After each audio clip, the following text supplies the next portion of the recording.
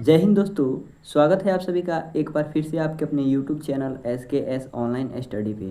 तो दोस्तों, जैसा कि आप सभी जानते हैं कि आज बिहार डीएलएड एंट्रेंस एग्ज़ाम के 9 सितंबर के फर्स्ट और सेकंड शिफ्ट के एग्ज़ाम समाप्त हो चुके हैं। तो चलिए दोस्तों, कुछ क्वेश्चंस को देख लेते हैं। जिनका आने वाले शिफ्ट में एग्ज़ाम है वे लोग इस वीडियो को ज़रूर देखिएगा। तो चलिए शुरू करते हैं। और दोस्तों, अगर अभी तक आपने इस चैनल को सब्सक्राइब नहीं किया है तो प्लीज़ सब्सक्राइब जरूर कर लीजिएगा। आपके एग्ज़ाम के लिए काफ़ी ज़्यादा इंपॉर्टेंट सवाल अपलोड किए जा रहे हैं। तो क्वेश्चन है दोस्तों, हिंदी से हमारा मनोजोड़ योग का संधि विच्छेद क्या होगा। तो दोस्तों, इसका संधि विच्छेद हो जाएगा मनः प्लस योग।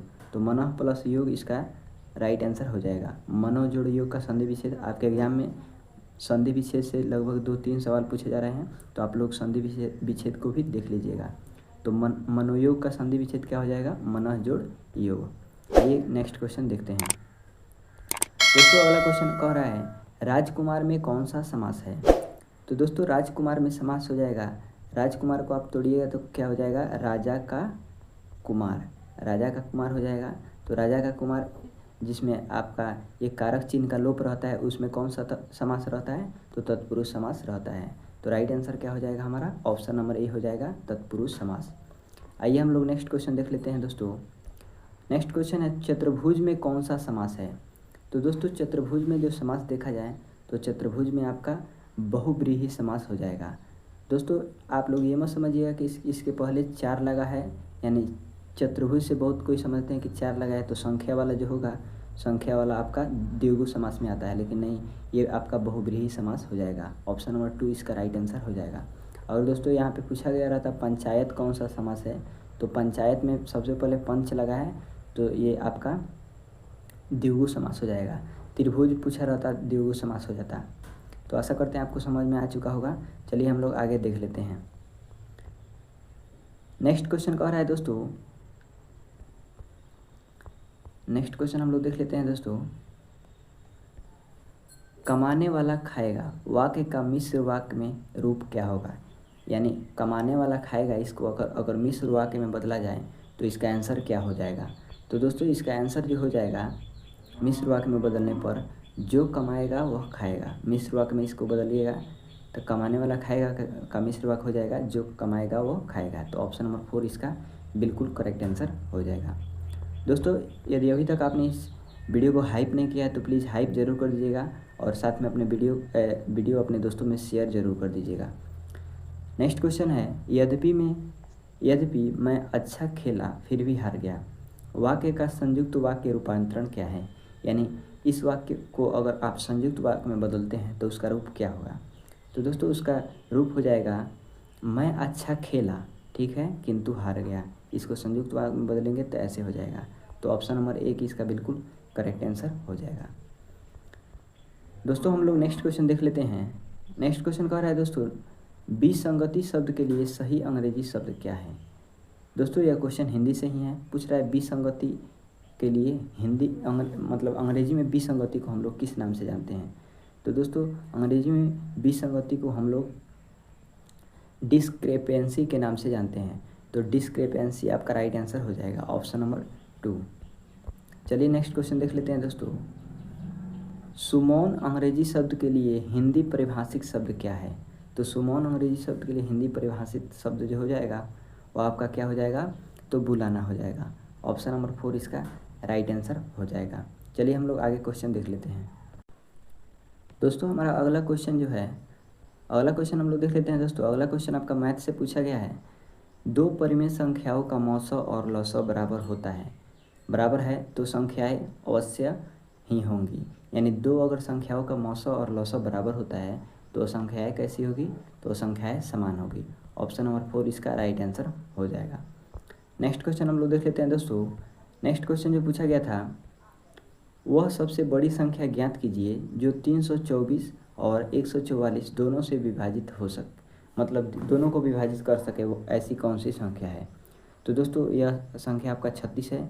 36 से आप 324 और 144 दोनों को विभाजित कर सकते हैं। तो ऑप्शन नंबर 2 इसका राइट आंसर हो जाएगा। दोस्तों, हम लोग नेक्स्ट क्वेश्चन देख लेते हैं। 4p+3 के रूप में संख्या जहाँ p एक पूर्ण संख्या है सदैव रहेगी, तो दोस्तों क्या रहेगी ये सदैव, तो सदैव ये जो रहेगी आपका अजीब रहेगी। ऑप्शन नंबर 2 राइट आंसर हो जाएगा। दोस्तों अजीब, ODD, ओड को अजीब या फिर हम लोग विषम के नाम से भी जानते हैं, आप लोग इसको भी देख लीजिएगा, विषम के नाम से भी इसको जाना जाता है। आइए नेक्स्ट क्वेश्चन देख लेते हैं। 4x plus 3y equal to 14 और 3x minus 4y is equal to 23, इसका हल क्या होगा? तो दोस्तों इसका हल यदि आप लोग निकालेंगे तो इसका हल हो जाएगा 1/5 एंड -2, 1/5 -2। तो राइट आंसर क्या हो जाएगा दोस्तों हमारा? ऑप्शन नंबर ए हो जाएगा। नेक्स्ट हमारा क्वेश्चन है दोस्तों, समीकरण 4x plus 3y minus 1 is equal to 5 और 12x plus 9y is equal to 15 की एक जोड़ी का ग्राफिकल प्रतिनिधित्व कैसा होगा? तो दोस्तों यह जो होगा आपका, ये आपका पैरेलल होगा यानी समानांतर होगा। तो ऑप्शन नंबर ए आपका राइट आंसर हो जाएगा। दोस्तों हम लोग आगे बढ़ते हैं और नेक्स्ट क्वेश्चन देख लेते हैं। आरेखीय रूप से समीकरणों का युग्म 7x minus y equal to 5, 21x minus 3y equal to 10 दो रेखाओं को दर्शाता है जो कैसी रेखाएं हैं? तो दोस्तों ये दोनों रेखाएं पैरेलल हैं यानी समानांतर है। ऑप्शन नंबर 2 इसका भी करेक्ट आंसर हो जाएगा। दोस्तों हमारा नेक्स्ट क्वेश्चन कह रहा है, यदि अल्फा और बीटा बहुपद fx x² x+1 के शून्यक हो तो 1/α प्लस 1/बीटा का मान क्या होगा? क्लास 10th का क्वेश्चन है जो दोस्तों, जब आप इसे सॉल्व कीजिएगा तो इसका आंसर हो जाएगा -1। नेक्स्ट क्वेश्चन कह रहा है दोस्तों हमारा यहाँ पे, द्विघात समीकरण x² प्लस 7x माइनस 60, इसका मतलब इसका मूल क्या होगा? तो दोस्तों इसका मूल जब आप लोग निकालिएगा तो दोनों वास्तविक होंगे और असमान मूल होंगे। ऑप्शन नंबर 2 इसका राइट आंसर हो जाएगा। चलिए हम लोग आगे देख लेते हैं। दोस्तों हमारा अगला क्वेश्चन जो है साइंस से पूछा गया था, पदार्थ की इनमें से कौन सी अवस्था बर्फ है, यानी पदार्थ की कौन सी अवस्था बर्फ है? तो दोस्तों आप सब जानते हैं कि ठोस अवस्था जो है बर्फ है। तो ऑप्शन नंबर 1 इसका राइट आंसर हो जाएगा। सॉलिड स्टेट, ठोस अवस्था आपका बर्फ है। तो ऑप्शन नंबर 1 इसका करेक्ट आंसर हो जाएगा। नेक्स्ट क्वेश्चन हम लोग देख लेते हैं दोस्तों, डैश डैश सेप्रोफाइटिक यूकैरियोटिक जीव हैं, यानी इनमें से कौन है जो सेप्रोफाइटिक और यूकैरियोटिक जीव हैं?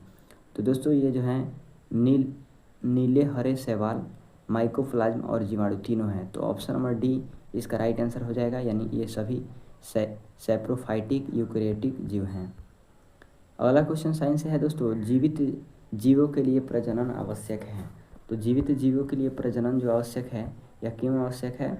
तो दोस्तों यह प्रजाति पीढ़ी को पीढ़ी दर पीढ़ी जारी रखने के लिए। तो ऑप्शन नंबर 4 इसका राइट आंसर हो जाएगा।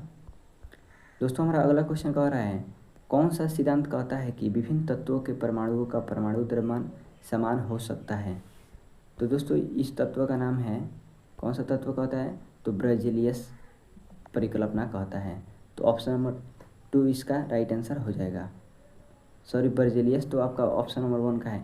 ऑप्शन नंबर 2 जो है आधुनिक परमाणु सिद्धांत, इसका इंग्लिश यहाँ पे लिखा गया है मॉडर्न और एटॉमिक थ्योरी। आधुनिक परमाणु सिद्धांत जो कहता है वह कहता है कि विभिन्न तत्वों के परमाणुओं का परमाणु द्रव्यमान समान हो सकता है। अगला क्वेश्चन जो है दोस्तों हमारा, पृथ्वी पर गुरुत्वाकर्षण के कारण त्वरण इनमें से किस कारक पर निर्भर करता है?